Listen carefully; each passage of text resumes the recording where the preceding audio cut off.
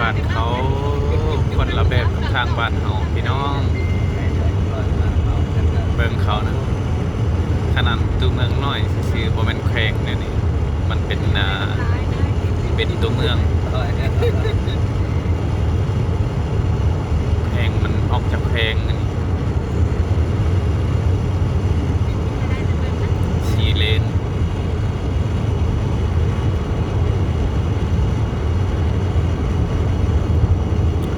ระบบทางด่วนของเขาแม่นบ่มีคนนั่งเก็บเงินเขาแล่นผ่านไปเลยมันเปิดอัตโนมัติเขาจะตัดเงินในธนาคารในบัญชีเลยไปจุดใดเขาจะตัดคนจุดนั้นมันตัดเงินอัตโนมัติบ่มีคนเฝ้าเลยบอนเก็บเงินสุดยอดหลายบ่มีคนเก็บเงินมีแต่รถไปฮอดแล้วมันตัดอยู่บัญชีอัตโนมัติเลยมันสุดยอดพัฒนาบ้านเขาเวียดนาม4 ปีหลังนี้ไปฮานอยนี่ตึกบ่เท่าใดอันนี้เปลี่ยนแปลงกันหลายช่วงเคยเรียนระยะ5 ปีมาพิมิตรก็ธรรมดาบัดหลังจากฮอด5 ปีจบไปฮานอยเปลี่ยนแปลงหลายอันนี้ไปทะเลไฮฟองโดเซิร์น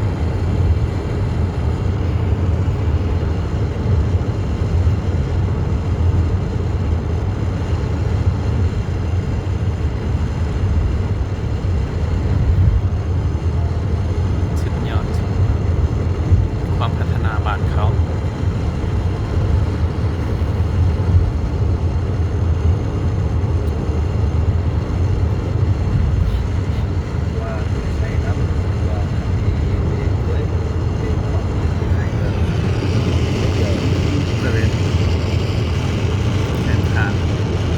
บรรยากาศเป็นท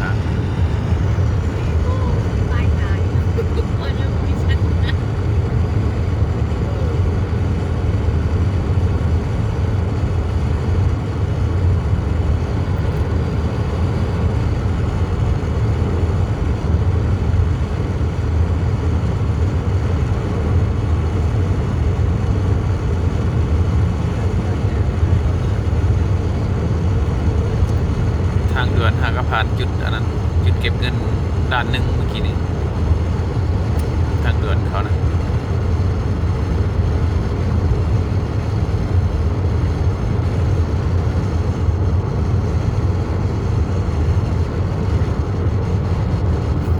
เป็นเจนนุ้ยก็ยีนะไม่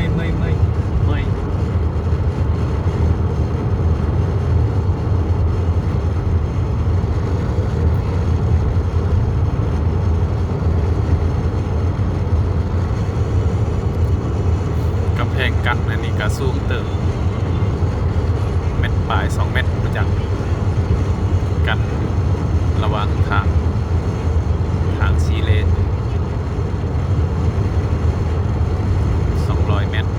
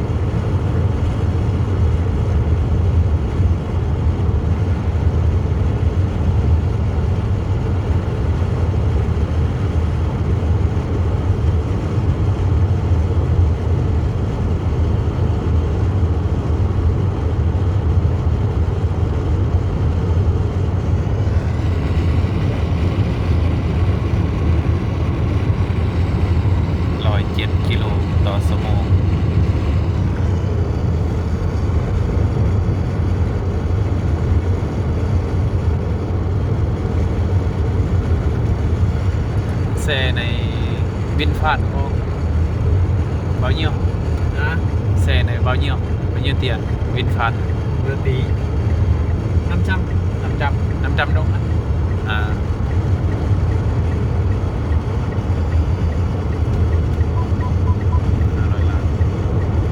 500 ล้านตกอยู่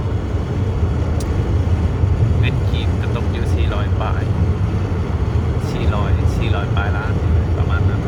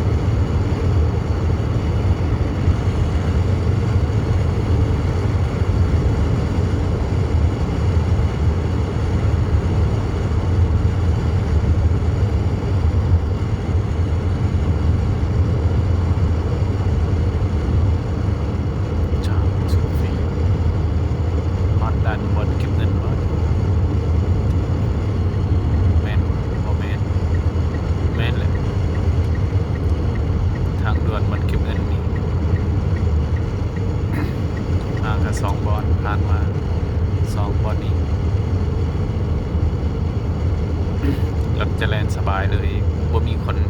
เก็บเงินเองแล่นแบบผ่านอัตโนมัติมันจะตัดเงินในบัญชีฮอตจุดใดมันตัดเงินวันนั้นตัดอัตโนมัติบ่มีคนเก็บ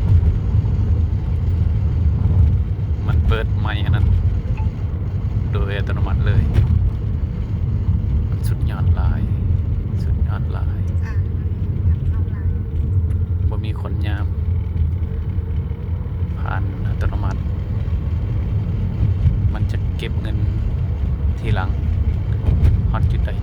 ดนั้น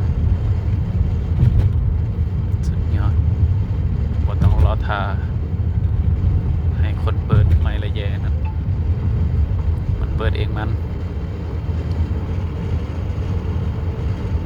ดีหลายดีหลายฝากติดตามช่องนี่เด้อสิลงไปจุดใดสิลงให้เบิ่งจุดนั้นนี่อยู่เวียดนามอยู่ไฮฟองไปทะเลโดเซิน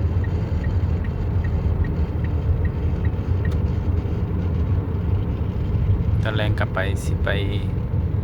รีวิวบอนโรงเรียนแล้วก็บอนเคยเรียนอยู่ฮานอยบอนอยู่นครหลวง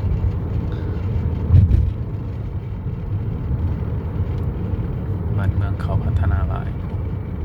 อันนี้ก็ทางด่วนหลายเส้นในทางด่วน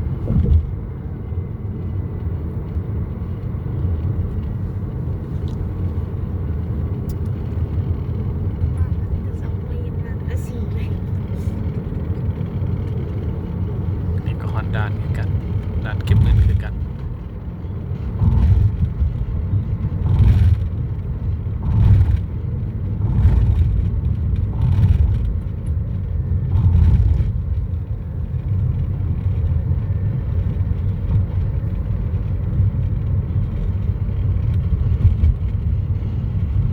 ด้านเก็บเงินแต่ผมมีคนเก็บไปสบาย